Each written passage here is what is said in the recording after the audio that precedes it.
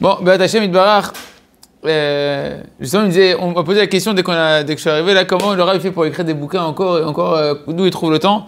Et j'ai dit le petit livret, il y en a un qui a un livret, La joie de vivre, Simchat Chaim, 2 secondes.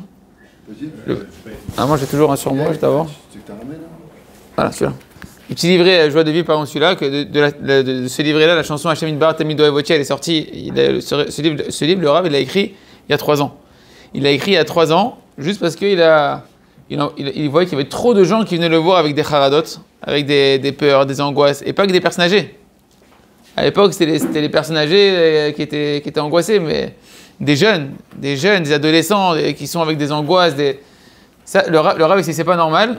Il devait partir aux États-Unis, je me rappelle très bien de ce jour-là, parce que moi je l'avais appelé pour une question particulière, et il avait une tournée aux États-Unis ce jour-là. Il devait décoller pour les États-Unis. Il a dit, j'ai dit à Hachem, quand j'ai senti dans mon cœur que je pouvais pas laisser le Ham Israël avec cette ramma, voilà.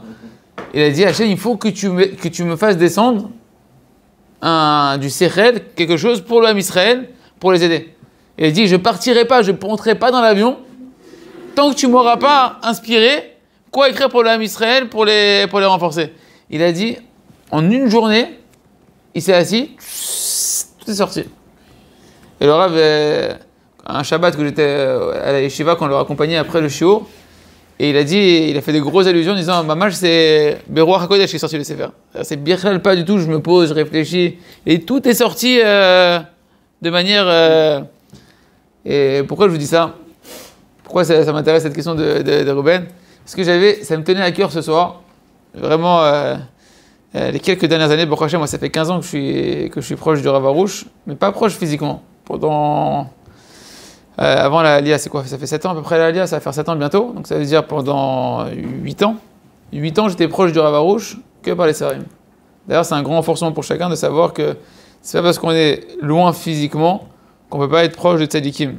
Rabbeinu dit que le Ikar du Tzadik, c'est son Ruach HaKodesh qui se trouve dans ses Sfarim. Et que pour les travers de la Tzadik, c'est pas être proche du corps, c'est pas être proche du kever, c'est être proche du da'at.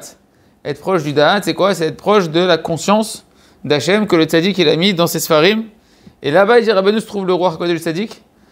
Et pourquoi je dis ça? Parce que moi, je me rappelle en France, il y a 10 ans, même plus.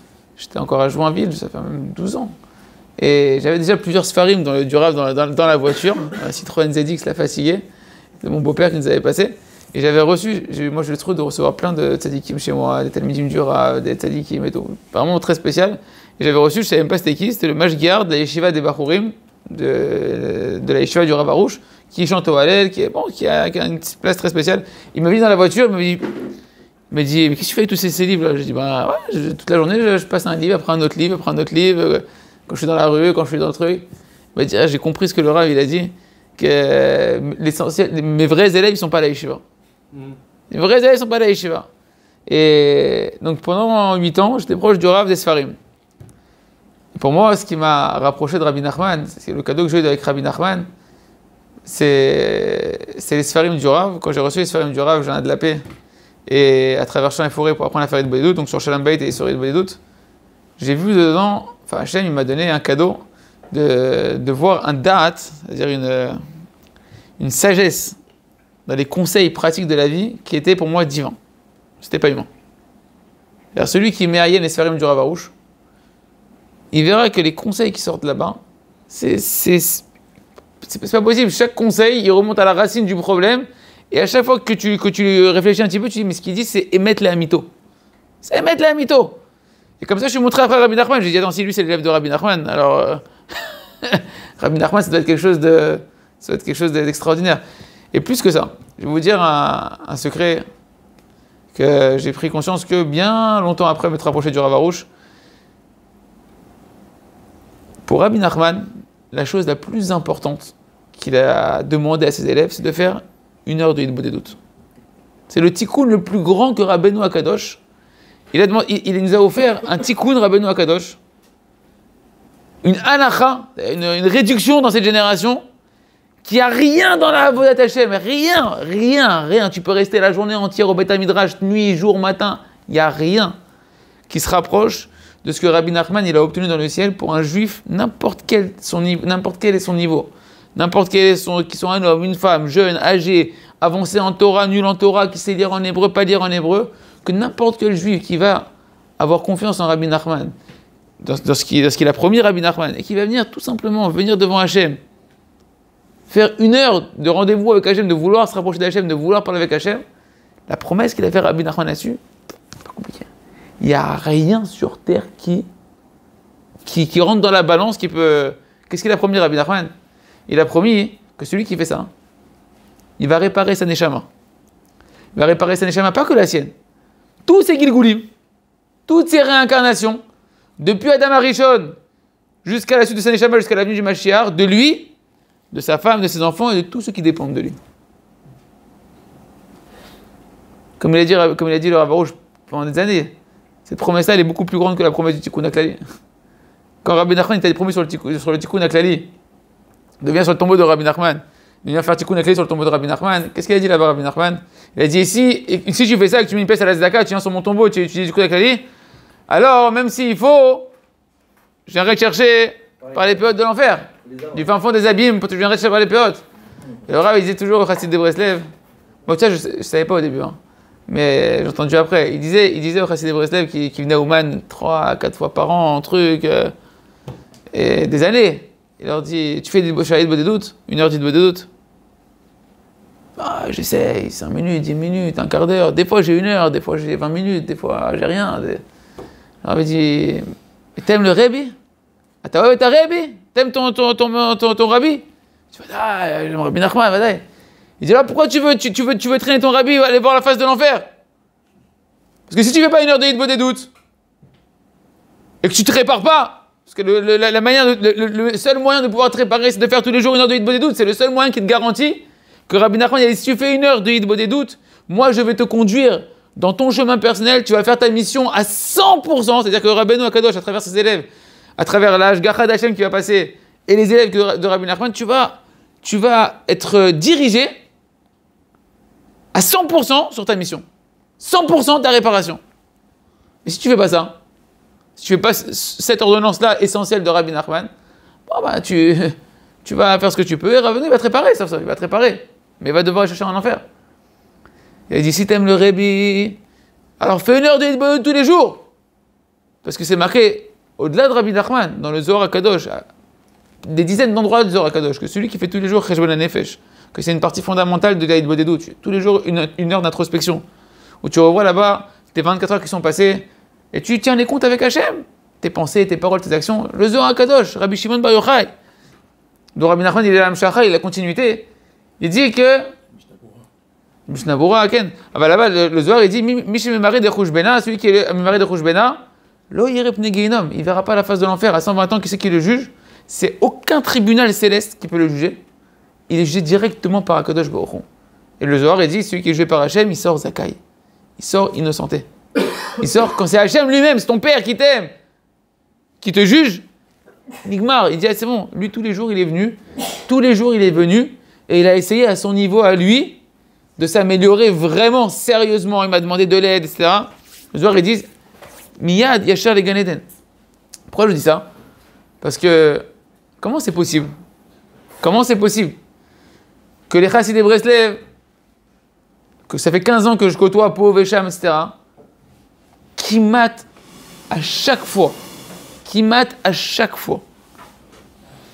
presque quasiment à chaque fois, si c'est pas 99% des cas.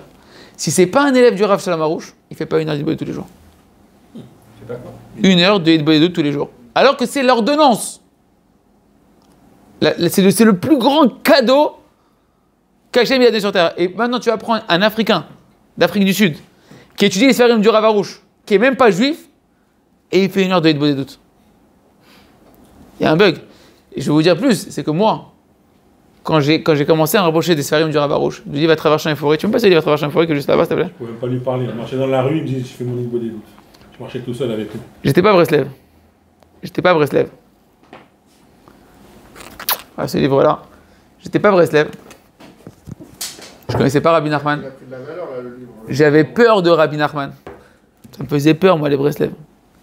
J'avais très peur de Rabbi Nachman. Et peur pas dans le bon sens, hein, peur dans le côté c'est moi tranquille, quoi.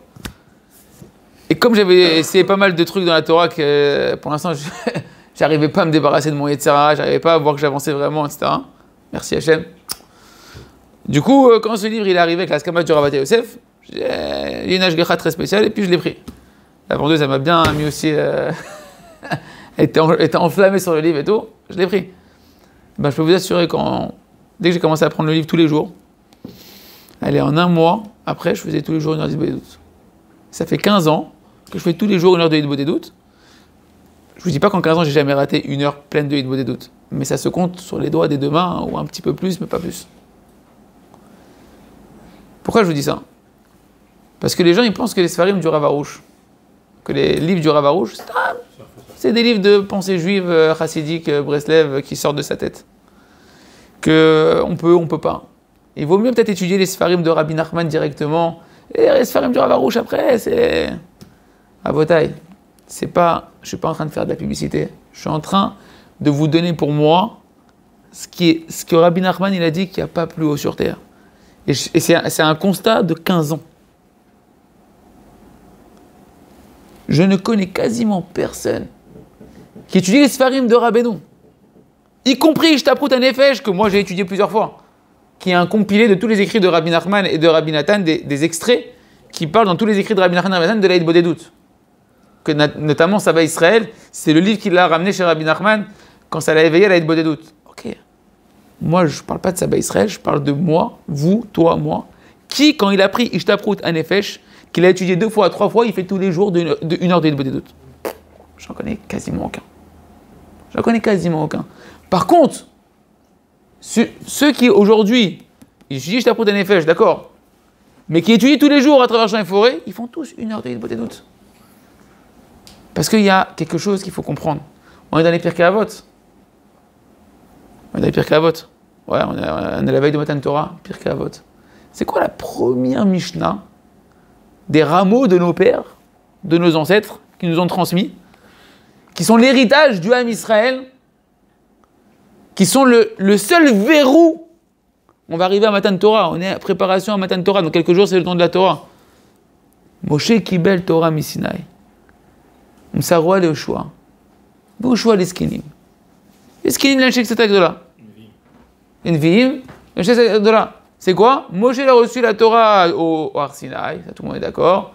Il a transmis à Yoshua, et il y a une transmission de maître à élève ininterrompue de la compréhension de la Torah, qu'on appelle la Torah orale. Et ça veut dire quoi? C'est-à-dire que dans chaque génération jusqu'à aujourd'hui 2025, et ça sera pareil en 2030 et en 2035, et même quand Mashiach il va mourir, il y aura derrière un autre derrière Mashiach. Il y a une transmission ininterrompue de maître à élève. Le jour où tu coupes cette transmission, tu dis il n'y a plus de maître. On s'arrête à un moment donné à un maître qui est niftar, à un maître qui physiquement il n'est plus là, son âme a continué d'agir. Que ce soit David Israël, que ça va être ça, David Melech Israël, ça va être ça Iloula, Shavuot, qu'on chante tous David Melech Israël, Chai, Vekayam, il est vivant et Vekayam, il continue à exister. Il n'y a pas que David, pas que le roi David, c'est tous les salikim du Ham Israël qui sont comme ça, d'accord? Eh bien, malgré tout, tu ne peux pas te contenter de croire que parce que tu es attaché à David, parce que tu vas sur son kéver, à David Ameller tous les jours, que c'est bon, je suis attaché moi au roi d'Israël, j'ai plus besoin des rabbanim de ma génération. Tu ne seras pas connecté à la Torah tel qu'Hachem veut que tu sois connecté à la Torah. Pourquoi? Parce que la transmission et le rouach et le kim shimaracheh fait el pene amaim, que depuis la création du monde, il y a un souffle divin qui plane à la surface des eaux. C'est marqué dans les Sefer Magdoshim, c'est quoi les eaux et maïm à la Torah? Il y a le souffle divin du Mashiach, le souffle divin qui plane sur les Sfarim de la Torah.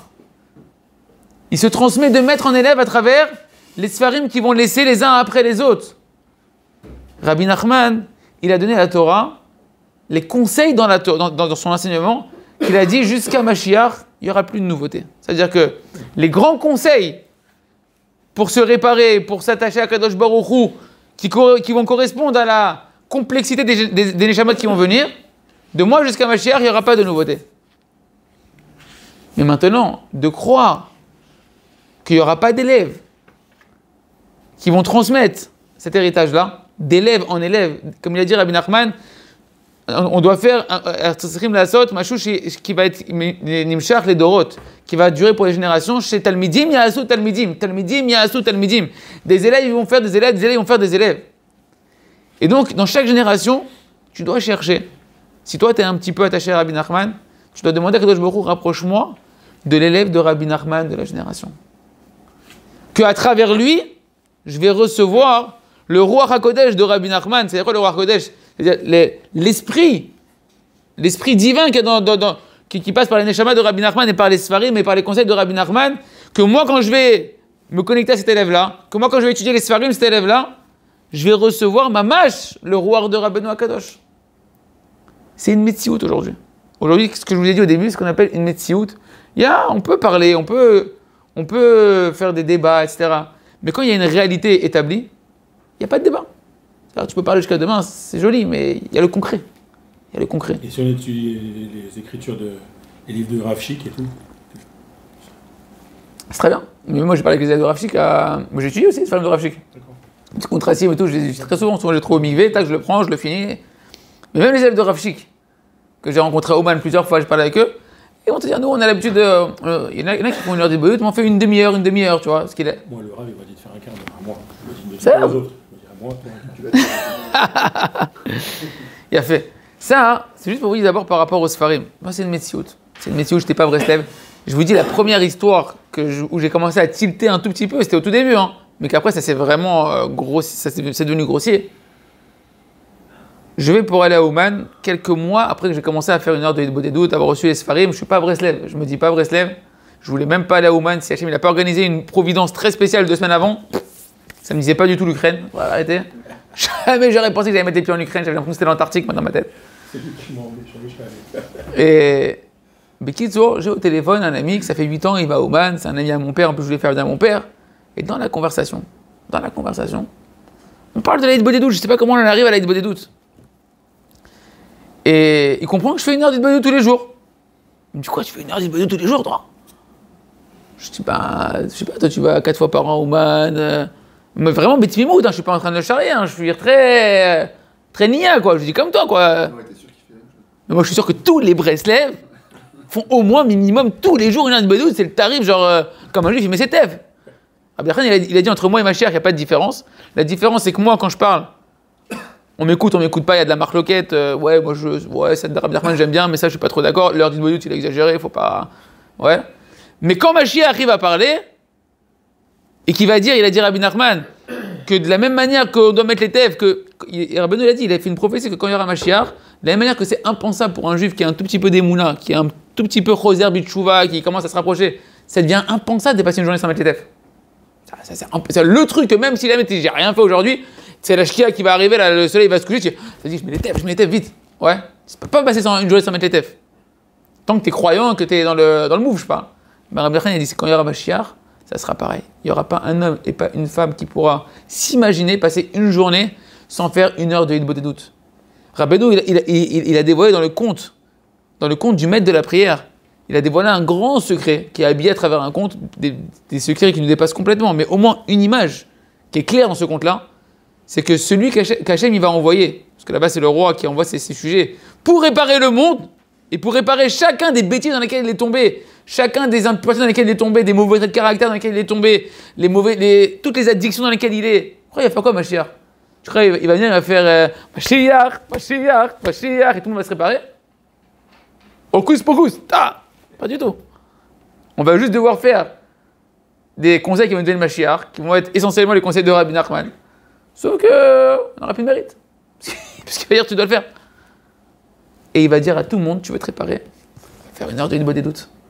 Un conseil. Et maintenant, je vais rentrer dans un shlaf supérieur. Je vous rassure, je ne prépare jamais des shiurim. D'accord? Je prie à Hachem, et après, Hachem, il envoie. Un conseil que j'ai appris dans ce livre-là, il y a 15 ans, que le Rav, ça fait plus de 20 et quelques 20. Je vais vous montrer la différence. Ce que je veux vous faire comprendre, c'est que, comme moi, Hachem m'a rapproché Bitmimout, c'est-à-dire, il m'a rapproché que par. J'ai eu un cadeau du ciel. Un cadeau du ciel. Que j'ai ouvert, il y a une lumière qui est rentrée.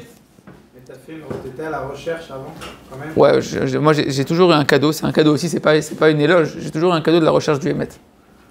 Et que les man à Hémet, j'étais prêt à chercher.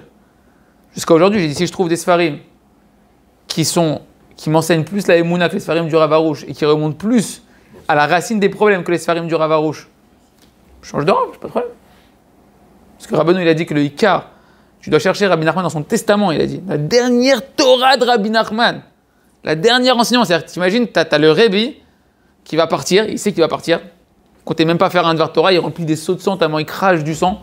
T'as Rabbi Nathan qui vient, qui dit, Maître, donnez-nous un enseignement, il sent que c'est la fin, il sent que, donnez-nous encore un enseignement. Et Rabbi Nathan, il fait, genre, tu vois pas que je peux même pas, je peux respirer.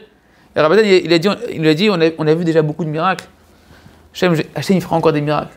Et là, Rabbeinu, il s'est levé pendant 3, je sais pas combien d'heures, il a fait le shiur, la Torah 8 de Tignana.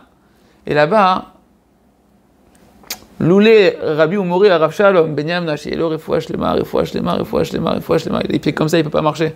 Il a dit, vous voulez que je guérisse, ça fait une semaine. Il dit, vous voulez que je guérisse, rapprochez-le à Israël. C'est une des raisons pourquoi je suis venu fâché ce soir. Que j'ai dormi 3 heures cette nuit dernière, 2 heures la nuit d'avant. Et que j'ai dit à Ruben, est-ce qu'on reprend les shows, il faut augmenter les shiurim, etc. Et jamais j'ai entendu même dans Breslev, décortiquer cette Torah-là. Parce que tu prends l'écouter Moran, écoutez Moran ici. T'es perdu, mon frère, t'es perdu. Le Icar, c'est ça, et puis il y a le truc de Kabbalah. Moi, pendant 10 ans, d'écouter Moran, je l'ouvrais, je lisais un peu, je peux pas, je comprends rien. Ouais, mais il y en a un qui a écrit Shakshuka, c'est qu'il y a un Talmid Chacham à 24. Miskin, enfin un Talmid Chacham, c'est-à-dire quelqu'un qui était très connu, un Marocain qui était très fort dans l'étude et qui peut étudier la Gemara, le Rambam, le machin et tout, qui payait pas de mine, pas de barbe et tout comme ça. Il a pris l'écouter Moran, il marquait Salat Chichouka, tetata, parce qu'il comprenait rien. Parce que Rabben, non mais c'est pas Chichouka, c'est qu'il faut si t'as pas le tzaddik qui vient t'éclairer et t'ouvrir les yeux sur sa Torah, elle parle de Chichouka, c'est une carte au trésor décodée qui est l'Opshuta Birchal, Mais quand tu as le Talmid de Rabbeinu de la génération qui te prend un enseignement, c'est-à-dire, il va pas te faire de la Kabbalah, il va t'amener Tachles, qu'est-ce que tu dois comprendre essentiellement ici. Il dit Rabbi Nachman, il va partir. Il dit qu'est-ce que tu dois chercher? Tu veux continuer tu veux continuer à avoir le Kesher? Il dit c'est vrai que les Vakesh meod, Atzel Hashem Yitbarach. Manig Amiti. Chercher auprès d'Hachem, pas auprès des Chaverim, en Sichat Chaverim, sur Internet avec Google et ChatGPT. Oublie, mort. Rien, TikTok, tu vas devenir Tok-Tok. Tu cherches auprès d'Hachem, tu vas crier auprès d'Hachem Yitbarach. Hachem, rapproche-moi du dirigeant de la génération véritable, que par lui, il dit Rabbeinu, c'est quoi les indices qu'il donne Rabbeinu dans l'écouter Moran? Kol ha-emuna overet. Toute la emuna, elle passe par lui. Qui va être mévarer tout ton médamé. C'est quoi le médamé? C'est toute la force de l'imaginaire, tout le yetzirara, les mauvais désirs, les mauvais traits de caractère. Tout ça, Rabbi Nachman, il a dit aujourd'hui, il faut l'appeler le koach ha-médamé, la force de l'imaginaire. Et qu'en te rapprochant de lui, en te rapprochant de son Ruach HaKodesh, en le cherchant, ça va clarifier à l'intérieur de toi toutes ces ch'touillottes, et que tu vas être zoché d'avoir une emuna yeshara, dikdusha, amitit, bishlimut. Je vous dis en fait plusieurs des adjectifs que Rabbi Nachman donne cette Torah-là. C'est quoi une emuna yeshara, dikdusha, amitit, bishlimut? Une foi droite, du côté de la sainteté, véritable, parfaitement. Parce que on peut mettre la kippa, on peut mettre les tefs, et pourtant quand ta femme elle parle, qu'elle t'a un peu blessé, tu lui rentres dedans. Ta emuna, c'est pas de la emuna ça. C'est pas de la emuna. Quand ton fils il te regarde mal et tu lui cries, c'est pas de la emuna ça. C'est pas de la emuna. Ou quand t'as peur. T'as de la émouna, t'as de la croyance dans la peur. C'est quoi la peur? C'est une croyance négative qui est une fausse croyance. Tu crois qu'il va t'arriver des galères, tu crois qu'il va t'arriver des problèmes. Non, c'est des émounotes. Ou bien le bonhomme, il a fait une faute, ça y est, il s'en veut, il tombe dans le désespoir, il a l'impression qu'il va finir en enfer. C'est aussi une fausse croyance. C'est une fausse émouna de Dieu, que tu crois que Dieu il est là en train de t'attendre pour te punir et te faire rôtir.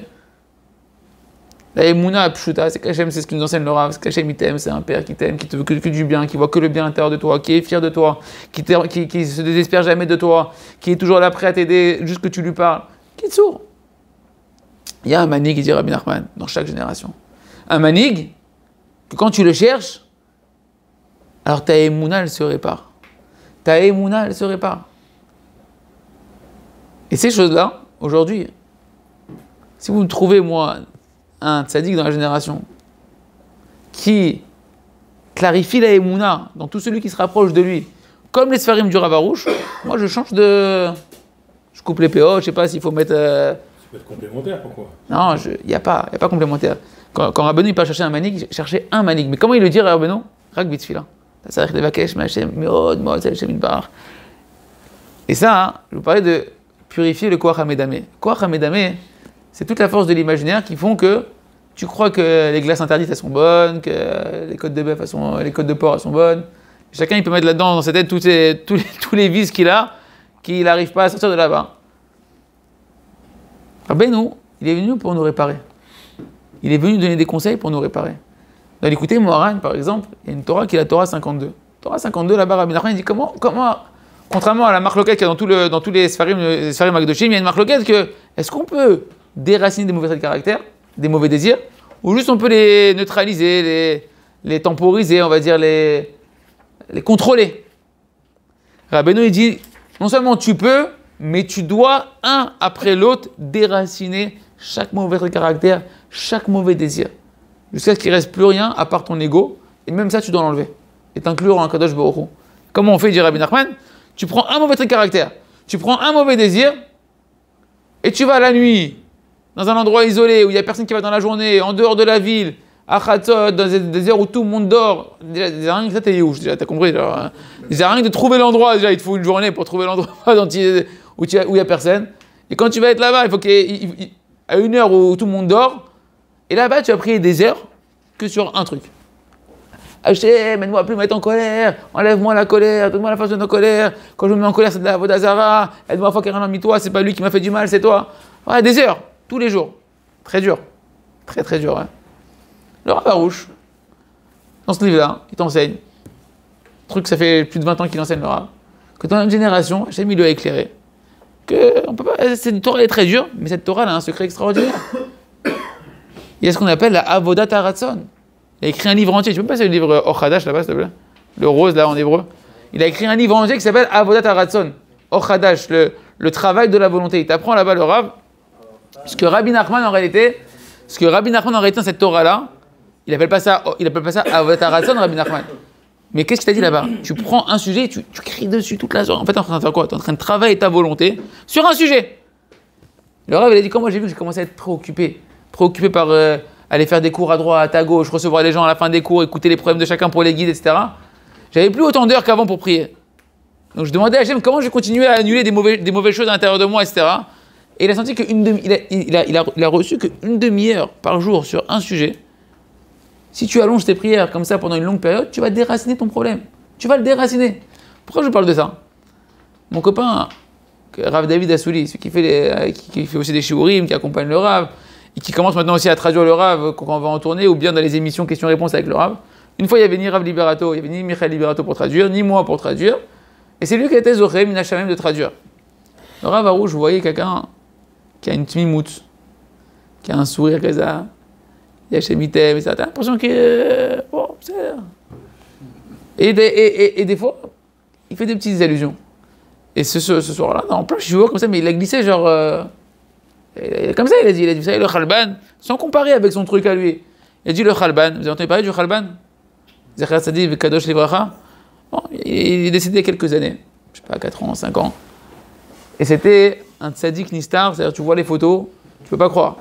La petite chemisette bleue, avec le ouvert comme ça, avec les 2 boutons ouverts comme ça, un peu comme ça. La petite casquette, c'est comme le Kangol, comme ça. Pas de barbe. T'as l'impression à un Marseillais qui joue à la pétanque. Chez Michouman, c'est pour dire, il est fermier. Fermier, il a une usine de ferme de lait, là, comment on dit.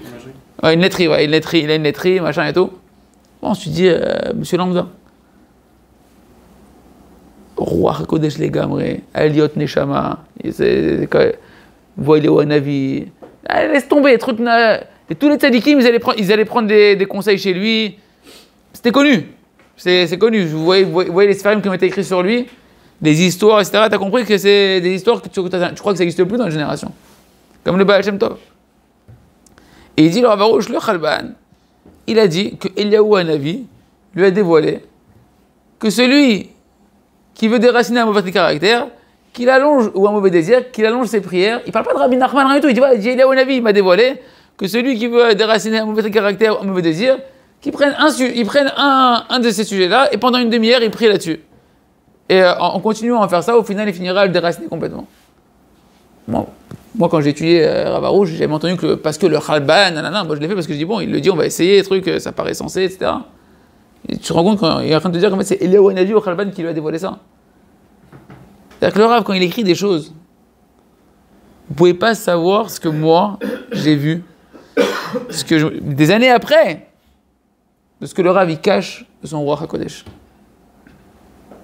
Et que ce qu'il écrit, le Rav, le livre Jardin de la foi, qui a été traduit en plus de 13 langues, il a fait des millions d'exemplaires du Jardin de la foi. Moi, quand j'ai lu les livres du Rav Arush, c'est un des derniers que j'ai lu. C'est bon, la foi, je l'ai, frérot. J'arrivais pas à le prendre, ce bouquin. J'arrivais pas à le prendre. Vous savez quoi? Quand il est venu voir Rabbi David Abouchatzera, il est venu voir pour lui montrer le livre, Askama. C'est ce qu'il a dit, Rabbi David. Il a dit, comment tu veux jamais une Askama sur un livre que Hachem lui-même il a écrit? Et c'est pas toi qui as écrit le livre. Alors il dit, comment c'est pas moi? Il dit, c'est Hachem qui a écrit le livre. Et toi, tu as juste été zoré de descendre ce livre d'en haut et par ta avodat de le descendre ici. C'est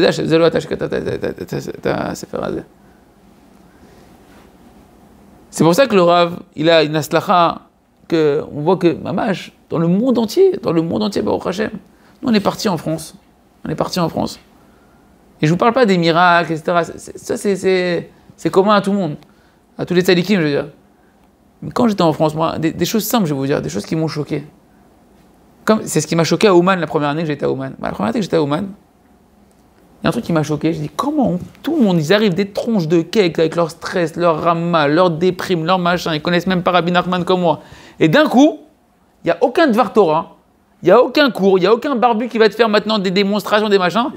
Et ça se met à rentrer dans une simcha, et des chants, et des trucs, et les gens ils veulent plus s'arrêter. Tu te sens, toi, que ça y est, t'es connecté avec Hachem, tu sens pour la première fois ta neshama, tu dis, je veux pas que ça s'arrête, c'est le Gan Eden, là, je suis en train de vivre le paradis sur terre, c'est quoi ce délire, etc. J'ai même plus envie de toutes les lourdeurs, j'ai envie de tout ce que j'ai cru que c'était top et que j'avais du mal à m'arrêter de ça. À l'instant présent, ça ne dit plus rien, ça ne me dit plus rien. C'est ce que j'avais connu la première fois au Man. Shabbat, on était à Paris, on a fait au Evergreen, on a fait un Shabbat plein. Vous savez, c'est quand la première fois que le Rav il a ouvert la bouche. Finalement, t'avais été avec un tzaddik qui fait un Shabbat. Tiens, Arvi, tu vas te faire un Dvar Torah, Atab, il va te faire un Dvar Torah, le matin, il va te faire un Dvar Torah, après, le midi, au repas, il va te faire un Dvar Torah, si au déchir, il va te faire un Dvar Torah. Maintenant, on est à Paris, ça veut dire que Mincha, c'était à 8h. 8h, t'as compris, du soir, le lendemain. Jusqu'à 7h, 1h avant Mincha, le Rav, il n'a pas ouvert une fois la bouche. Je parle en public, nous, on a été offrir des pépites de fou. Mais il n'a pas ouvert une fois la bouche. Et les gens, qui n'étaient pas des élèves comme moi, genre qui ont étudié les Sfarim, c'est des gens qui sont venus un peu bouche à oreille, c'est-à-dire, viens, tu devrais venir, l'année là on est venu, c'était chambé le Shabbat, c'est un tzaddik, etc. Une ambiance de fou, les gens ils sont venus. Et pendant des heures, les gens ils chantaient devant la table du Rav, ils s'arrêtaient pas. Quelqu'un que le Rav, quand il est parti après 3 heures de chant à table, il est parti pour se reposer un petit peu. Et moi, j'entends en fait que le Rav, quand il est parti, j'entends que ça chante derrière lui, et que 5 minutes après, ça chante encore dans le lobby. 10 minutes après, ça chante encore dans le lobby. Je dis, je vais aller voir ce qui se passe. Et des gens qui ne sont pas les élèves du Rav, t'as compris? L'autre, c'était le petit-fils de Rav Israël de Sarcelles, par exemple. Je l'ai vu, moi, arriver au début du Shabbat. Pas élève du Rav, il était là, je sais pas ce qu'il faisait là, etc. Et je le vois comme ça devant le Rav sur les escaliers. Ok, le Rav, maintenant, le Rav, il n'a pas dit un mot, il convainc personne, il parle de rien. Juste, il sourit. Il sourit aux gens, et l'autre, il est là, Rebbe. Mais tu sais, on dirait il est en transe, le bonhomme. Et tout le monde qui chante. Qu'est-ce qui s'est passé? Rabbeinu, il dit que quand tu vois Riyat Pnei Tzadik, quand tu vois le visage du Tzadik, tous tes mauvais désirs, ils tombent. Toute ta lourdeur, la aslout, la zvout, la tristesse, la lourdeur, elle tombe. Et tu te mets à avoir un enflammement comme un bébé, que quand il voit sa mère, même s'il n'était pas bien, d'un coup, il retrouve sa... Parce que le tzaddik, il est appelé Albanim, la mère des enfants. Dans le sens où, en réalité, le tzaddik, comme la maman qui allait et qui abreuve, le tzaddik, toutes les abondances, elles sortent du tzaddik. C'est un truc de ouf. C'est pas logique. Le Rav, c'est ça tout Shabbat. Et le Rav, il a fait son Dvar Torah que à la fin. Et pour vous dire quand même, Shachem, Ishmereu, Vechayeu, que Hachem protège le Rav et qu'il le garde en vie. Pour les Breslev en tout cas, je parle pour ceux qui se disent Breslev, qui se sentent en tout cas rattachés à Rabbi Nachman. J'étais 2 fois moi à l'éloge de Rabbi Nathan à la Yeshiva, de suite. Et le Rav, quand il parlait de Rabbi Nathan, c'est l'éloge de Rabbi Nathan. Il fait l'éloge de Rabbi Nathan. Et il dit, Rabbi Nathan, il a dit, je suis sorti, tout ce que Rabbi Nachman il a demandé, 100% je l'ai fait. Je suis certain que j'ai atteint le 100% de ce que Rabbi Nachman il voulait que j'atteigne. Sauf une chose, que j'ai un doute si j'ai atteint ce que Rabbi Nachman il demandait, tellement c'est élevé ce qu'il demande Rabbi Nachman là-bas et que c'est extrêmement dur. C'est quoi il a dit à le Rav? Ce qu'il a dit à Rabbi Nathan, la tmimout. La tmimout. Je ne sais même pas comment traduire en français le mot la tmimout. Comment je traduire en français la tmimout? La candeur. La candeur, l'innocence, la simplicité, la émouna simple. En fait, il faut avoir lu le conte du sage et du simple pour comprendre c'est quoi la tmimout. Il faut voir le tam, comment il est dans le conte de Rabbi Nachman du sage et du simple. Il y a un autre livre. et là-bas, tu comprends c'est quoi la tmimout. Le Rav, les amis, pendant 2 ans, quand j'écoute ça, moi je disais, mais en fait, le Rav, je vous assure, à la yeshiva, je parle des élèves du Rav à la yeshiva, ils savent pas c'est qui le Rav Arouche. Ils savent pas c'est qui le Rav Arouche. Parce qu'il y a un combat après, c'est que quand plus tu deviens sage, toi, plus tu étudies de la Torah, plus tu te prends pour un chacham, etc. Et plus les gens qui te paraissent simples, tu dis bon, il est simple en fait. Il n'est pas si chacham. Il dit pas des trucs si chidouchiques, puis tout en train de sourire comme ça, etc. Et moi, dans mon cœur, je ressentais, mais le Rav, il est en train de me faire une allusion, quoi. Il est en train de dire ne tombez pas. Parce que moi, je l'ai vu, quand j'arrive à la yeshiva, après 10 ans d'attachement au Rav que des Sfarim. Donc moi, j'étais amoureux du Rav, pas par rapport à ce que je vois le corps, par rapport à la chokhma et l'okit que j'ai vu dans les Sfarim. Mais eux, ils sont collés toute la journée avec le corps. Je sentais dans mon cœur que le Rav est en train de dire ne tombez pas dans le piège. Ne tombez pas dans le piège de ma tmimout. Ne tombez pas dans le piège de ma simplicité. Quand tu vois, moi, à la yeshiva, la chavruta du Rav Arouche, c'est le Rav Elgrod, par exemple. Le Rav Elgrod. Le Rav Elgrod, c'était le bras droit, talmid, de Rav Mordechai Eliaou Zatzal. Que depuis qu'il a 13 ans, à 13 ans, il a fait son premier siyum de tous les Arba Chelkei Shulchan Aruch avec tous les commentaires du Shulchan Aruch. Et depuis, chaque anniversaire, il finit.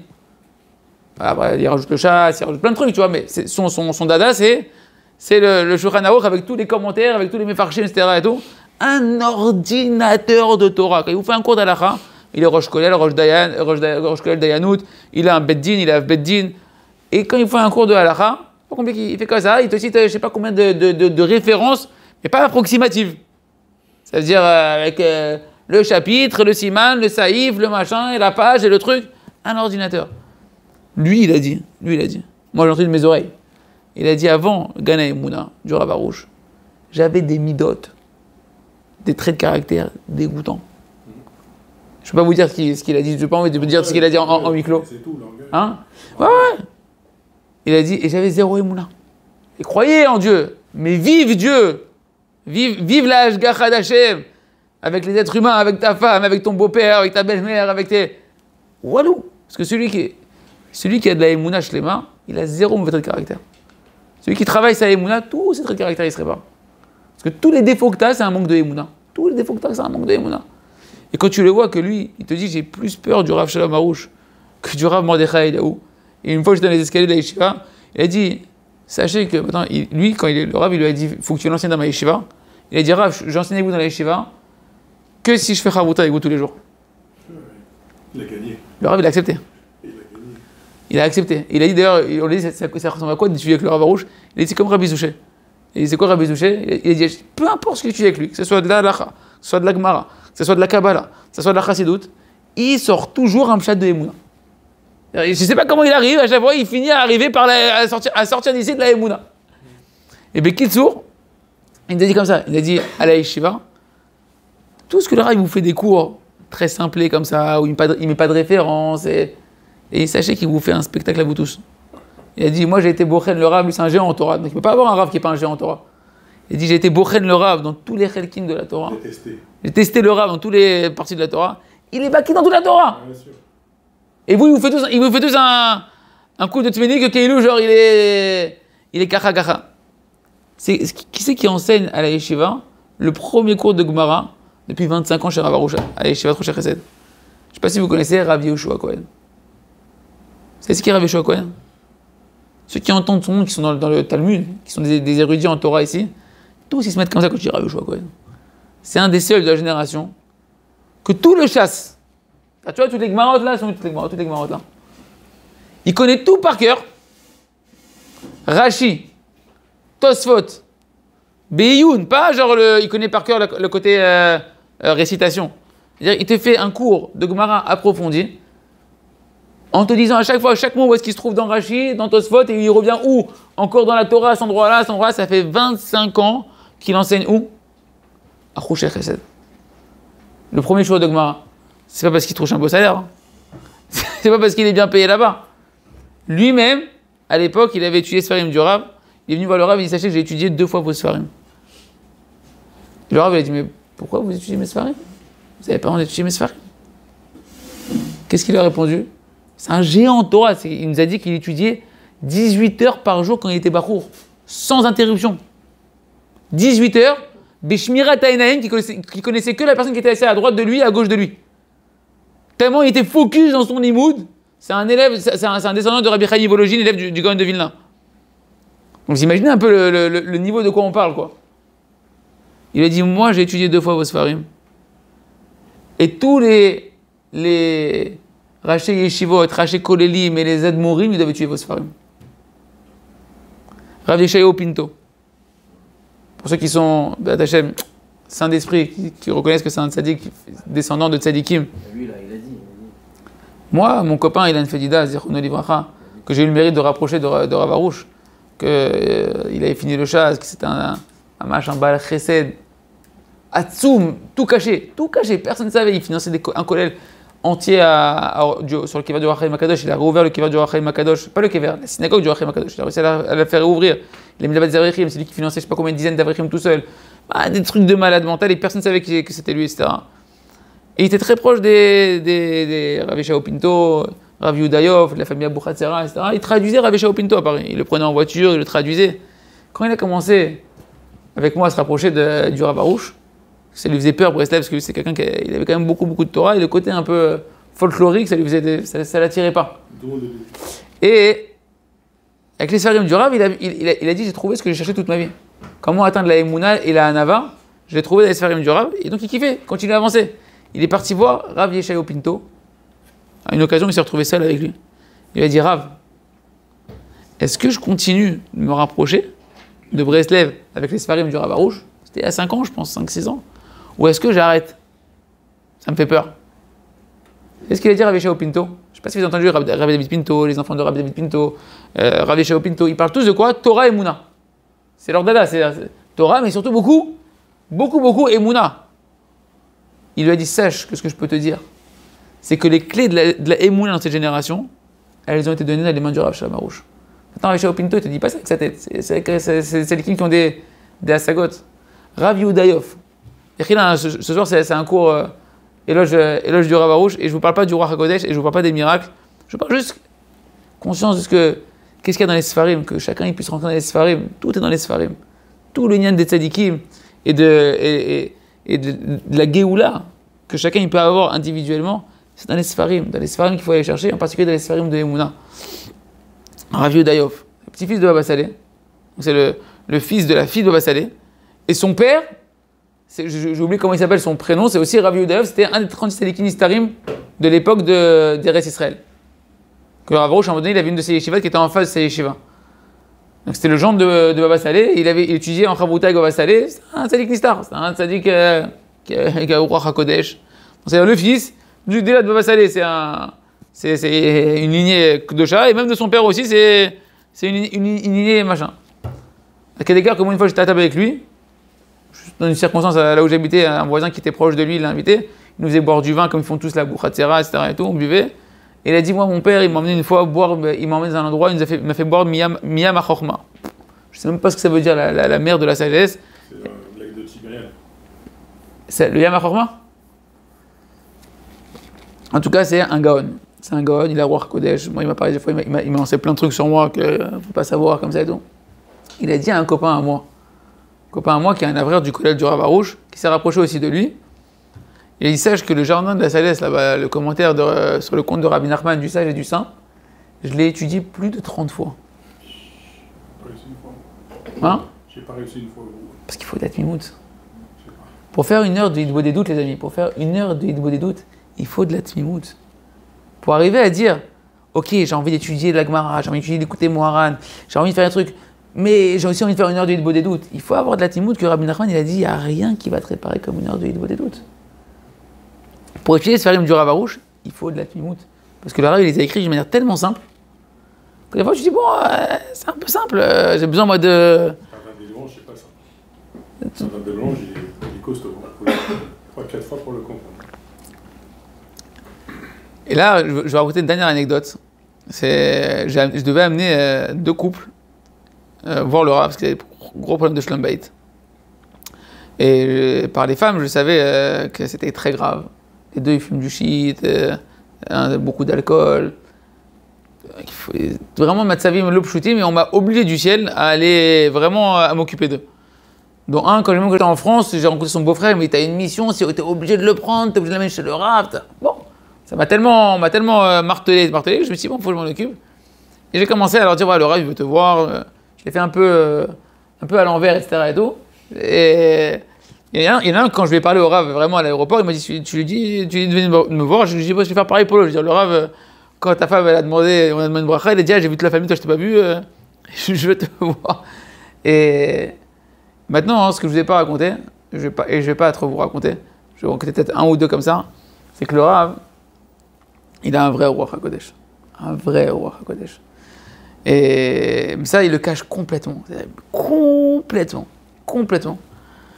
Et moi, je me suis dit, comment je vais les attraper ceux-là? Ils veulent rien dire sur eux, ils racontent rien, c'est marié. Ils racontent rien, ils te disent pas un truc qui va pas chez eux. Et le Rav, il est tellement tabim que si les personnes, elles veulent pas se travailler, comme Rabbeinu Akadosh. Rabbeinu, quand quelqu'un venait voir Rabbeinu Akadosh, Rabbi Nachman de Breslev, il lui enlevait jamais son libre arbitre. Si jamais il avait envie de l'écouter Rabbi Nachman, et qu'il voulait avoir une conseil pour se réparer, Rabbeinu il ouvrait la porte et il lui donnait tout ce qu'il avait besoin pour se réparer. Si le bonhomme il voulait faire la politique de l'autruche, Rabbi Nachman il le laissait avec son là où il en était. Et je me suis dit, je vais arriver. Et les choses que je vais vous choquer si je dis, moi j'ai dit au Rav dans ma Hitbo des doutes, j'ai dit, ouais, Rav, je vais les amener, et je vais dire clairement que vous voyez tout, que vous savez tout, et que vous savez qu'ils fument, etc. et tout. Quand on va être dans la pièce et tout, je vais être direct rentrer comme ça, il ne peut pas tourner autour du pot, et le Rav, il peut s'occuper d'eux, quoi. Il peut leur donner des conseils, etc. et tout. Le Rav, c'est pas du tout la chita du Rav. Le Rav, il dit rien, il cache tout. Même aux élèves, je dis, allez, Shiva, ils savent même pas les élèves qui est le roi HaKodesh, le Rav, ça, rien du tout. Il y a des choses que je peux même pas vous dire. Il y a des choses que je peux même pas vous dire qui sont beaucoup plus hautes que le roi HaKodesh. Et j'arrive à la yeshiva. L'autre qui m'attend déjà, il y a déjà un des couples mariés qui est déjà qui m'attend. Et qui c'est que je vois? Bon, je lui dis pas le nom parce que quand j'ai demandé de raconter en son nom devant les caméras, il m'a dit non, tu dis pas en mon nom, sinon le Rav il va truc. Celui qui cherchera, il trouvera cassé. C'est celui qui traduit le Rav en anglais maintenant, aujourd'hui. Et donc, comme nous on fait tourner en France, il y a des Français qui l'accompagnent. Quand il faut tourner aux États-Unis, il y a quelqu'un qui est anglo-saxon, qui parle très bien anglais pour traduire le Rav. Et il est là. Maintenant, c'est quelqu'un qui n'a pas de temps à perdre, qui raconte ça à personne. C'est pas du tout. C'est pas quelqu'un. Un tamid chacham atzum. Et je le vois juste là, devant la porte, là où on fait les kabbalat kal, parce qu'en fait, j'ai compris après qu'il voulait dire un mot au Rav entre deux personnes, tchic-tchac, parce qu'il peut rentrer en VIP. Et entre-temps, il parle avec celui qui fait rentrer les gens. Attends, moi, je suis venu pour le Shlom Bayit, d'accord?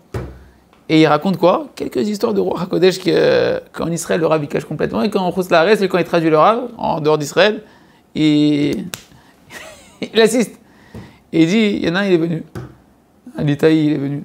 Quelqu'un qui n'a pas d'obédience chassid, ni Breslev, etc. Mais il est venu quand même prendre une bracha auprès du Rav, il a dit, j'ai une bracha pour la parnassa. Le Rav, il lui a dit direct. C'est le truc que le général, il fait pas. Et il lui a dit, qu'est-ce que tu demandes une bracha pour la parnassa? Demande une bracha pour Shlom Bayit. Il a regardé le Rav, qui cherche Shlom Bayit, là je vous parle de la parnassa, etc. et tout. Il avait dit, juste avant de sortir de la maison, t'as insulté ta femme, t'as failli la frapper. Tu me demandes une bracha sur la parnassa? Une bracha sur Shlom Bayit. Maintenant le bonhomme, je sais pas si vous avez compris, moi j'ai des couples en Shlom Bayit. Moi, dès que j'entends à peine que je comprends, en une seconde, je comprends qu'il est en train de parler des rois HaKodesh qu'il a vécu à Los Angeles. Je lui dis à l'autre, allez-y, vous pouvez recommencer là ce que vous êtes en train de raconter. J'ai pas eu le temps de faire ce que moi je voulais faire, qui était un peu violent devant le Rav et un peu chutzpan, un peu de dire et une histoire, deux histoires. Autre histoire, je vous raconter ça au passage. Moi, je peux écrire un livre, on peut écrire des livres, je vous assure qu'on peut écrire des livres. Le bonhomme, il arrive, il vient pour la parnassa aussi, il a une alliance au doigt. Et le Rav qui est à côté, bon, pour lui, il est marié quoi. Le Rav lui dit, faut que tu enlèves la bague, ça bloque ton zivouk. L'autre il dit, il regarde le Rav et il dit, il comprend que le Rav il a cerné tout de suite.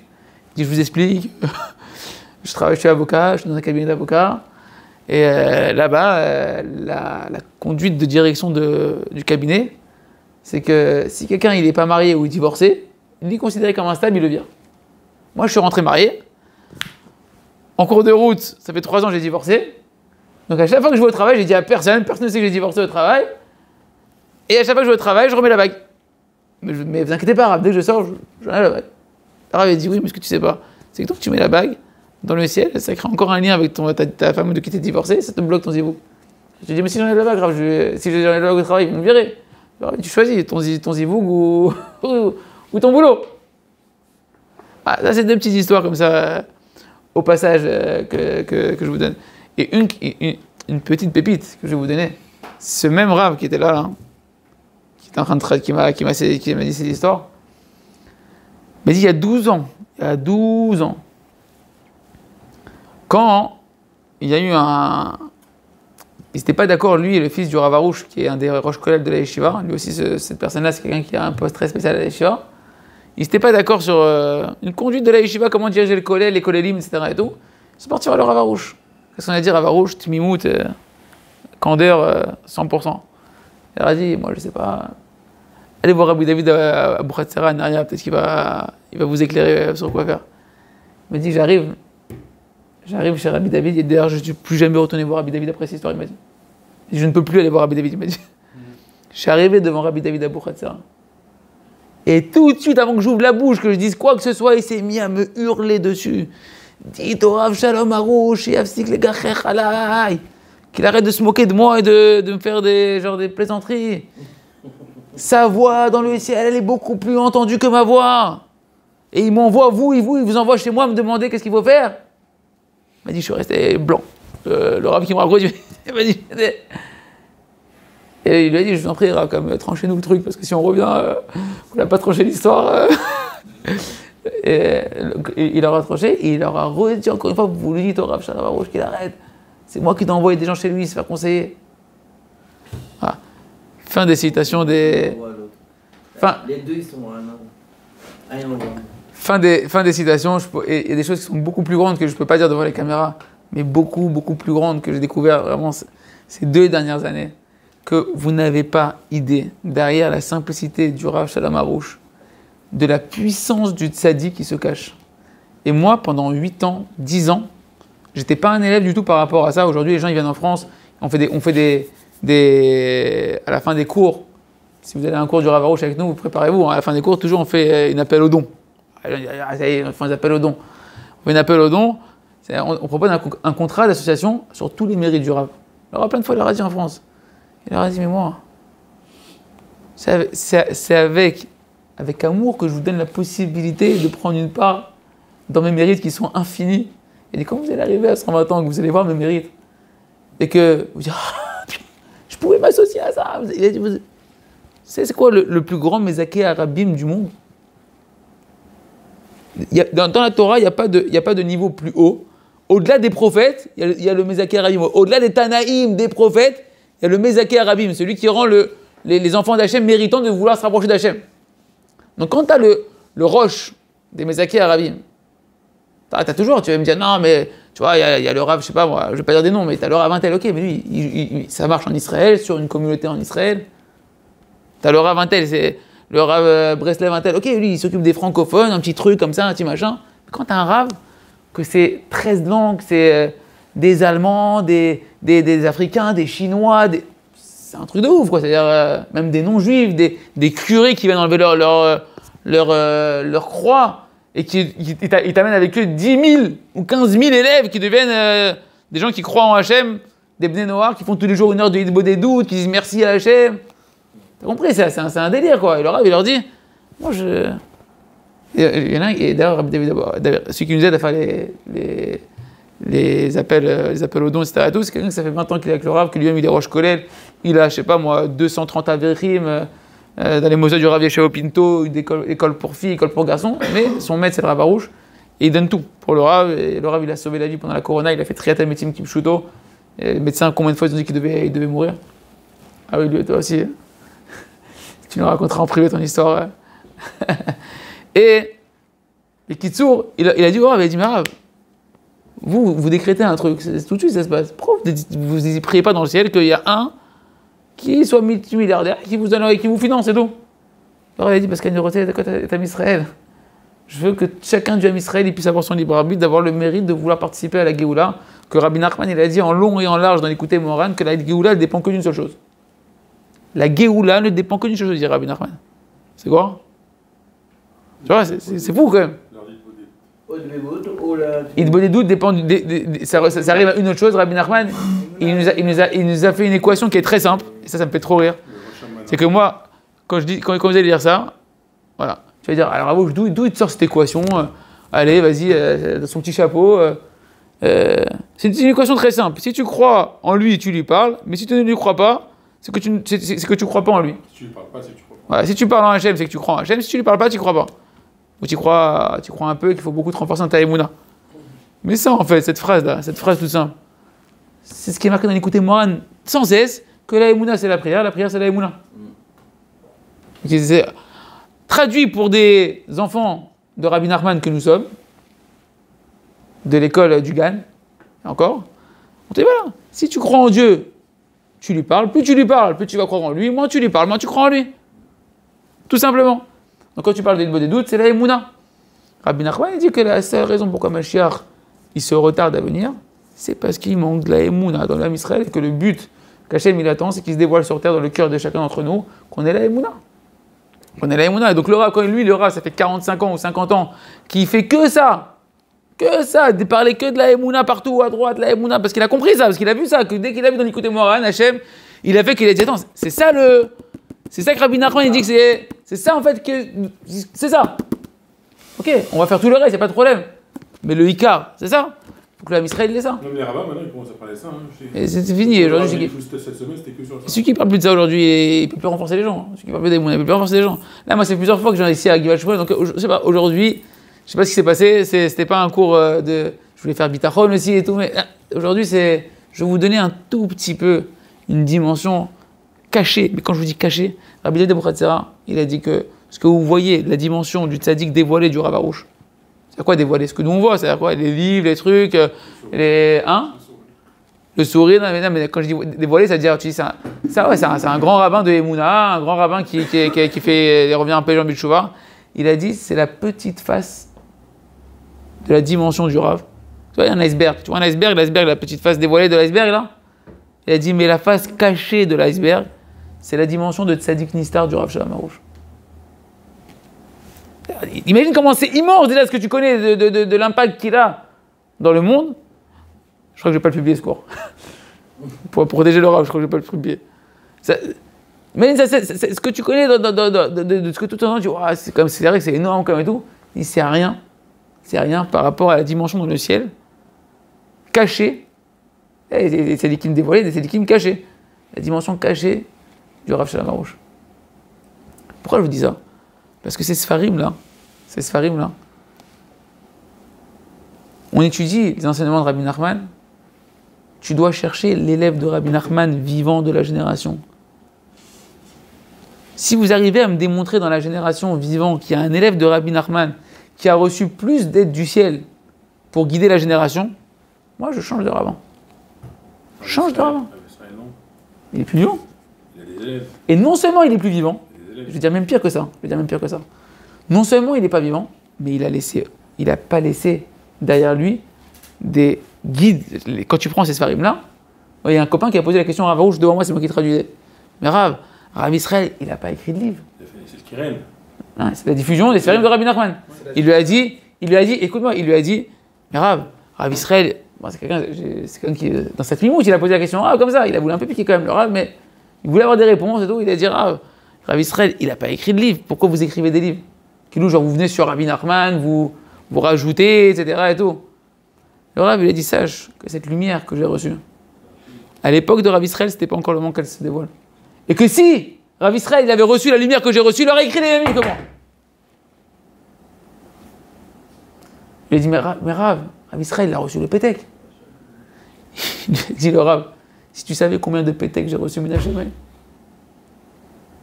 nous, on croit que le Rav, il écrit des livres. À chaque fois que le Rav, il donne un chidouche, il dit, Hachem Eir Belivi, Hachem Eir Belivi, Hachem Chalanoti, Hachem m'a donné. On dit, bon, c'est un langage d'humilité, de la manière dont le Rav, il parle. Comme ça, j'ai toujours pensé, moi. Mais quand t'entends après, 15 ans après, t'entends qu'en fait, le Chalban, il a dit que ce que le Rav, il a écrit, c'est Eliyahu Hanavi qui lui a dévoilé. Donc t'as compris qu'en fait, que le Rav, ce qu'il écrit, c'est pas son petit chapeau de sa tête. Et Tachles, même si tu me disais, comme tu veux me dire, encore une fois, Rabbi Nachman, il a dit, Kolen Esheli Zetfila. Kolen Esheli Rabbi Nachman, il a dit, comment il a dit Rabbeinu? Il a dit, Kolen Esheli Zé Rosh Hashanah. Donc il y a une chose sur laquelle il dit, tout mon sujet c'est Rosh Hashanah. Mais Kolen Esheli Zetfila. Tout mon sujet, c'est la prière. Il a dit, Rosh Hashanah Sheli, Olé à la kol. Mon Rosh Hashanah, il est au-dessus de tout. Il a dit, Ve'id Bonedut, Ima'ala, il est Minakol. C'est quelque chose qui est élevé au-dessus de tout. Alors, c'est quoi le plus? Shnia. Donc ça veut dire quoi? Ça veut dire quoi? Peu importe. Il y a quelque chose qui touche l'humanité, il y a quelque chose qui est individuel pour toi. Le Rosh Hashanah, c'est quelque chose qui nous dépasse pour le Tikkun Haolam, et la Eid Bodedut, c'est quelque chose qui nous dépasse pour ton Tikkun personnel. Rabbi Nachman, il a dit ce qui est au-dessus de tout, c'est la Eid Bodedut, tout mon sujet, c'est la prière. Moi, ce que je veux, c'est quand je me rapproche de l'élève de Rabbeinu, que l'essentiel de ce que Rabbeinu a dit que c'est au-dessus de tout, je le fasse. Si tu m'apportes pas ça, tu m'as rien apporté, mon frère. Pour moi, dans ma réparation, tu m'as rien apporté. Si tu n'es pas capable de m'extirper des côtés les plus obscurs de mon mauvais penchant, parce que tu m'as pas donné le conseil Ikari de Rabbeinu, je dis pas que lui ne le faisait pas, ou que les élèves à lui ne le faisaient pas. Les autres ils disent ça, mais ils disent aussi Tikkun Chatzot, ils disent aussi Mikvé, voilà, ils disent tout. Il faut le faire. Mais tout, il faut le faire. Je te parle Tachlès, qui le fait? Je te parle Tachlès, qui le fait? Et je te dis, les gens les plus simples, qui ne sont pas à Breslev forcément, qui ne sont pas des Babaou, Breslev, etc., quand ils étudient Sfarim du Rav Arush, Betmimout, avec simplicité, non seulement leur Emouna, elle commence à faire... Et tous les gens qui m'ont dit qu'ils ont étudié Sfarim du Rav Arush, pendant une période, ils m'ont dit que leur Emouna, elle a grandi. Dès qu'ils ont arrêté les Sfarim du Rav Arush, leur Emouna, elle est retombée.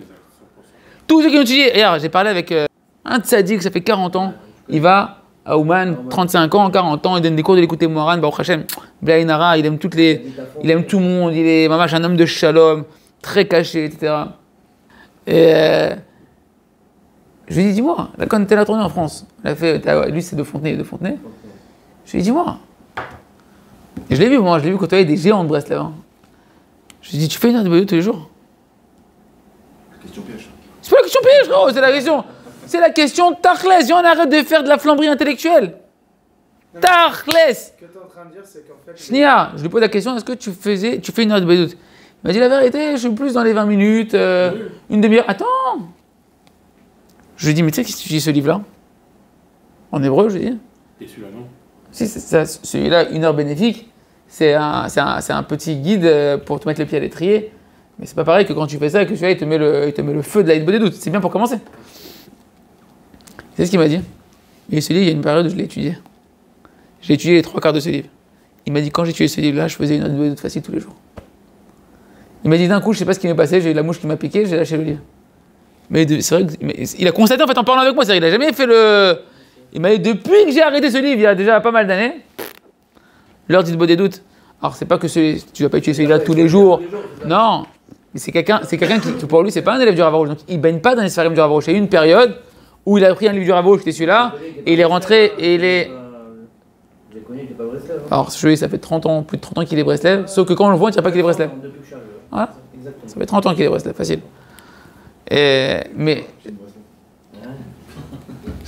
Mais Ouais. Ilan, pourquoi les livres de Rabbi Moi, je l'ai connu dans le ne suffisent surface. pas pour nous enflammer grave. comme Oh, ça pourquoi les livres de Rabbi Nachman, il ne suffit pas pour nous enflammer? C'est pas shoot. D'ailleurs, j'ai commencé le shiur et on va terminer là-dessus. On va terminer là-dessus. Moshe Kibel Torah, Msara Yoshua, Yoshua Leskenim. Pourquoi cette transmission de la Torah orale, elle est si importante? Et même si elle les écrits de Rabbi Nachman, le Rav nous a dit Kipchuto, une fois on a posé des questions sur ça, le Rav nous a dit tous les écrits qu'on a de Breslev, à partir du moment où c'est passé par l'écrit, etc., notamment l'écouter Moharan, l'écouter Alachot, c'est la Torah écrite de Breslev. La Torah écrite de Breslev. Maintenant, la suite, chaque élève, il transmet aux élèves d'après, c'est la Torah orale de Breslev, et la Torah orale est mise à jour en permanence, jour après jour dans chaque génération. Moi, c'est pas shoot, c'est devenu clair dans ma tête. Est-ce que, on sait que ce monde, c'est un croquis. Le Zohar dit c'est un croquis pour comprendre qu'est-ce qu'Akadosh Baruch Hu il attend de nous, comment ça fonctionne véritablement dans la conduite divine. Aujourd'hui, une application n'est pas mise à jour. Ça fait quoi? Hein? Ça rame si tu as de la chance. Des fois, ça marche plus. Moi, les applications, même elles marchent plus, ou elles commencent à avoir des bugs. Elles commencent à avoir des bugs, etc. Tant que tu passes pas à l'upload d'après, par contre, si tu as raté 2 ou 3 mises à jour, tu commences à être complètement. Pour aller dans ton sens, l'Admour Shomer Emonim, qu'il a écrit le Shomer Emonim, il écrit dans l'introduction. J'ai pas trop le temps d'écrire, j'ai mis 1 mois pour l'écrire le livre, mais pourquoi je l'écris? Il y a Tous les livres que j'ai écrits. Il y a le Vavod, il y a le Meislat Yesharim, il y a le Shevet Moussa. Qu'est-ce que c'est en plus de mon livre? Qu'est-ce que vous avez besoin de mon livre? Chaque génération, elle a son livre. Tout ce qu'il y avait avant, aujourd'hui, vous ouvrez ça, vous n'y arrivez plus. C'est pour ça que j'ai écrit Shomer Emonim pour la génération d'aujourd'hui. Bien qu'il y avait le Vavod et le Vavod, bien qu'il y avait Meislat Yesharim, aujourd'hui les gens n'y arrivent plus. Shomer Emonim. Ouais. Et pas shoot, regarde. Faut être pragmatique. Il y a le Shulchan Aruch ici. Le Shulchan Aruch. Tu dis, moi, maintenant le bonhomme il dit, regarde, moi, tu sais quoi, Rav David Yosef, là, aujourd'hui c'est le grand rabbin d'Israël, à la Chaboura, c'est contemporain, moi j'ai pas besoin. Moi je vais aller à la source, je vais prendre Rabbi Yosef Karo, je vais étudier le Shulchan Aruch. Le bonhomme qui fait ça, quoi, il commence à étudier, si c'est un Baal Tshuva, un bonhomme qui n'a. Mais c'est un malade, il va jamais faire la halakha. Il va jamais faire la halakha. C'est-à-dire, le bonhomme, il y a des trucs, oui, ça n'a pas bougé. Les Tiadaïm, c'est le même Tiadaïm. Le Modéani, c'est le Modéani. Mais les halakhot qui sont liés à l'évolution de la génération. L'électricité. Oui, toutes les halakhot qui sont liées à la technicité de la génération. Mais tu transgresses complet la halakha. Tu transgresses complet la halakha. C'est-à-dire que tu n'as aucun rapport avec sa Torah demande. Eh bien, les amis, c'est exactement pareil. La Torah orale, dans chaque génération, il y a des tzadikim, des talmidei chachamim, des tzadikim, qui ont reçu la Torah de leur maître, qui l'ont reçu de leur maître. Il faut qu'ils aient une transmission ininterrompue jusqu'à Moshe Rabbeinu. Et qu'à travers eux, Hachem, il leur donne un Ruach HaKodesh pour pouvoir avoir la sagesse d'adapter la Torah, non pas de la falsifier, Chas v'Shalom, ou de la modifier avec leur cerveau. Ils ont une siyata deshmaya, un koach eloki, de pouvoir, à travers eux, Kadosh Baruch Hu, il continue à écrire la Torah. Moshe Rabbeinu, il continue à nous transmettre la Torah. Et bien, c'est exactement pareil. Moi, à une époque, à Ouman, quand j'étais en pleine recherche pour pouvoir faire le shalom entre des tendances Breslev, que je ne supportais pas ces conflits, etc. Et j'ai parlé avec un qui était très, très chacham, mais qui cassait les livres du Rav Arush en profondeur, mais genre de manière très subtile. Et puis les gens qui lisaient les livres du Rav Arush, d'un coup, pouvaient les foutre à la poubelle, les livres du Rav Arush. Et moi, j'étais avec lui. Je me suis retrouvé à table avec lui, etc. Et j'étais tellement dans ce délire-là que je voulais rentrer dans sa tête, voir il est où le bug. Tu vois, genre, Mais le problème, c'est que quand tu fais ça, c'est dangereux parce que tu te laisses aller, tu enlèves les barrières, tu enlèves les trucs, tu descends. Je suis arrivé à un moment donné, j'étais genre. Je sais plus où est-ce qu'elle est la vérité. Et il a dit un truc à la fin, et c'est marrant parce qu'il a dit que pour nous, genre pour lui, c'était évident que c'était même pas une question. Il a dit maintenant, si on fait pas une bonne doute après cette conversation, c'est de la politique tout ce qu'on a fait. Je dis, pour moi, ça, au moins ça, c'est aimer cette parole-là. Il n'a pas dit qu'il allait faire une bonne doute, pour lui, il avait la vérité absolue. Et j'avais déjà fait une heure de bonne doute, Baruch Hashem, dans ma journée, il était déjà 2-3 heures du matin, je voulais être au Hallel de Hanouka, de Shabbat Hanouka avec le Rav. J'ai dit, moi, une bonne doute, là, j'ai plus les forces, il faut que j'aille dormir. Je me suis endormi, mais boule balle. Je me suis réveillé le matin, en retard, comme ça, Hachem il a voulu. J'arrive, je suis pas bien, je suis un peu petit, je suis un peu, le cerveau un peu comprimé et tout. J'arrive, le Rav Arush, ils sont à la fin du Hallel, je suis dégoûté. Et Je lui dis, bon, faut que j'attrape un petit minyan là, en cours de route, je fais Shehai Tic Tac et j'ai rejoint le minyan pour Kreta Torah. Mais je lui dis, je peux pas rester comme ça. Je peux pas rester avec ces bilboulim dans la tête. Et je suis parti sur le kever de Rabbeinu. Et j'ai mis ma tête sur le kever. Mais je peux vous assurer que j'étais genre 50-50. Ça veut dire. Et ça me faisait très très peur. J'étais dans un état de. Safek. Oh, mais le vrai safek, où genre tu sais pas. Et là, je me mettais sur la tête de Rabbeinu et j'ai pas le temps de faire une heure d'idée doute. Là, par contre, l'intensité, elle est bouillante. Ça veut dire, je suis dans une intensité de prière sur ma recherche de Hémet très très forte et j'ai besoin de réponses très très vite. Je mets ma tête.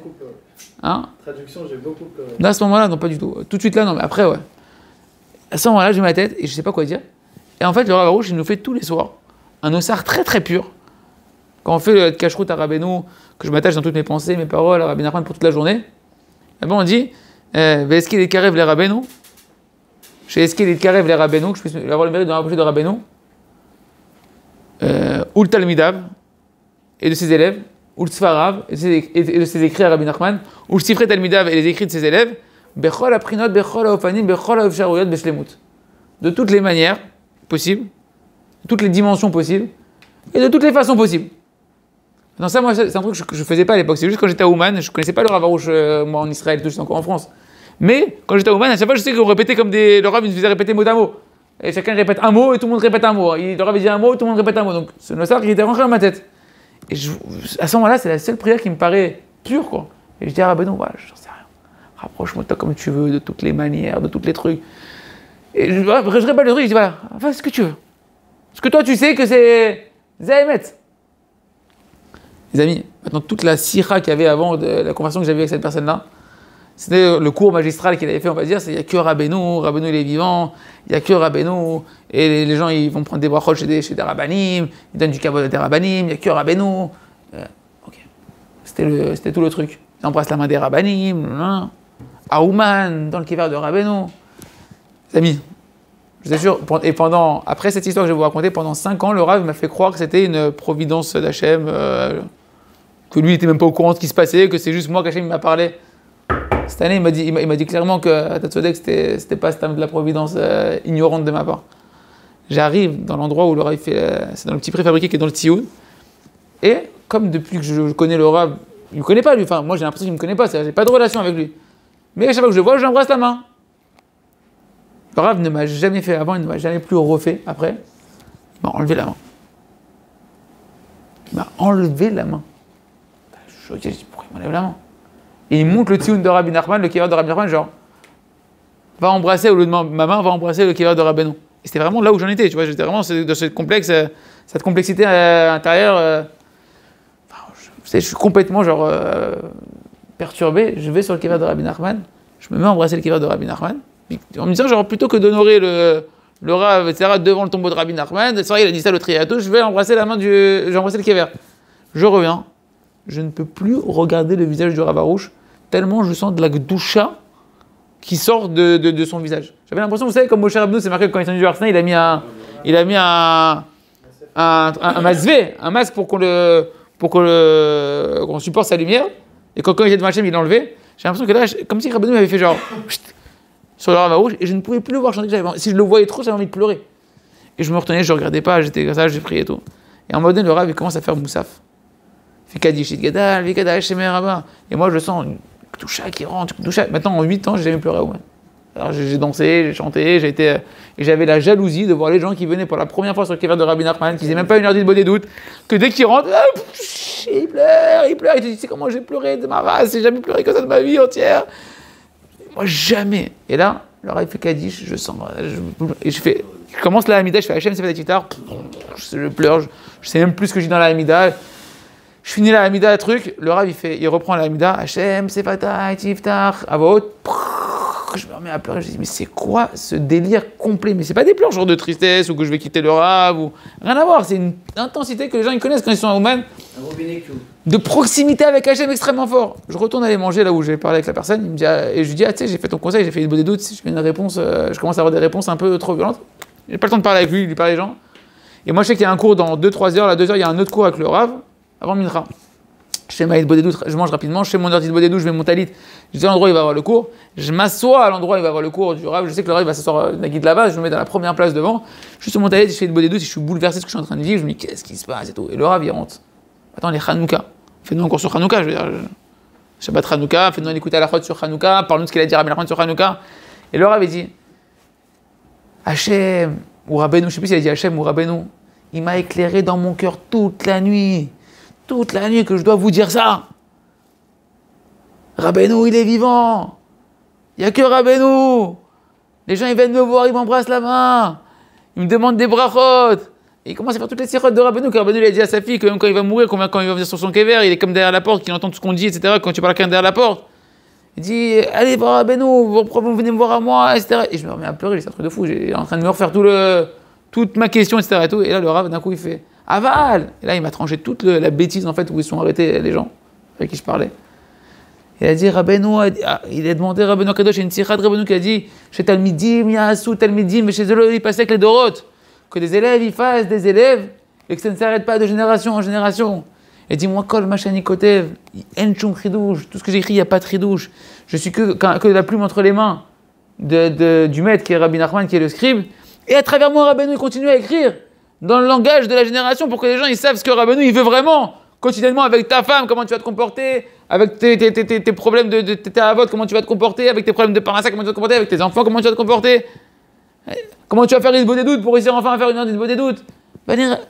Et en fait, il m'a tout répondu. Quand je lui ai parlé juste après, Minashaim, juste après ça, je sais pas, ça veut dire peut-être un mois et demi après, comme d'un petit chapeau, j'ai reçu le Rav chez moi en France pour la tournée de Torah Box. J'ai rien demandé. En France, c'est qu'il a atterri le Rav dormir. Il avait dormi chez moi, je pris la voiture, je le conduisais partout. Il n'était pas dans un hôtel, dans une petite maison. Pchouta, tu la connais, ma maison chez mes parents. Dans la chambre de ma fille avec sa femme, Anila, sa fille, elle a dormi avec ma femme et ma fille dans une chambre. Un truc vraiment que même son chamash à l'époque, il n'a pas supporté là où je l'ai mis. Ça a fait une histoire avec celui qui avait organisé la tournée, c'était Manu Zaoui qui était à Torah Box à l'époque. Il l'a appelé, il a défoncé. Comment tu nous as mis là-dedans? T'as pas un meilleur endroit, t'as pas un truc, machin. Rav de Pchitout, il a atterri chez moi. Et je lui avais demandé, Rav, il s'est passé ça à Hanouka. Et là, il me fait, incroyable, c'est vraiment, c'est une belle coïncidence divine qui s'est passée, etc. Et tout. Et cette année, quand je lui ai reparlé de ça au Rav, il m'a fait genre kilo. Alors Ken, dès que le chamatier est à col, j'étais au courant de tout. Et très souvent, le Rav dans les cours, il répond à une personne, à une autre personne, un truc. Voilà, Rabotai, Chazak et Trazek, que chacun est Hachem. Il se renforce de ça essentiellement pourquoi? Que quand vous étudiez les Sfarim du Rav, achetez les Sfarim, étudiez les Sfarim. C'est les Sfarim que vous avez déjà chez vous. Approfondissez-les. Les lisez pas en disant ouais, bon, ok, c'est sympa ce qu'il a écrit, etc. Et tout. Je vous assure, quand on aura coupé les caméras, je peux vous dire d'autres choses sur le Rav. Que en 15 ans, jamais j'ai vu ça de ma vie. Des trucs de malade. Et voilà, vous avez des livres qui sont tout simples, qui paraissent tout simples, mais ils peuvent vous changer la vie. Ils peuvent, maman, je vous réparer vous, vos femmes, vos enfants, votre tikkun, votre tikkun, avoir votre géoula personnelle, votre vraie géoula personnelle, votre vraie géoula pratique. Elles sont dans ces sfarim. Chacun ce qu'il a, qu'il étudie, qu'il les réétudie, et surtout faites une autre bonne Trazak, et Trazak.